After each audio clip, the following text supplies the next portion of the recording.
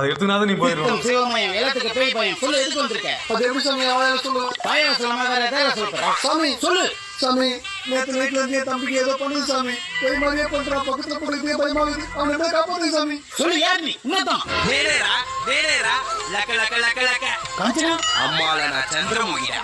உன்னை அழிக்க விட மாட்டேன். உன்னால அந்த சமாதியில இருந்து வெளியே வர முடியாதுடா. அம்மா அருந்ததி, இத்தனை நாள் நீ எங்கம்மா போன? இல்ல நான் அருந்தது இல்ல. இல்ல நீ போய் சொல்ற, நீ அந்த அகோரி அழிச்ச. இல்ல நான் ரகுரி பிக் பாஸ் ஆரம்பிச்சேன்.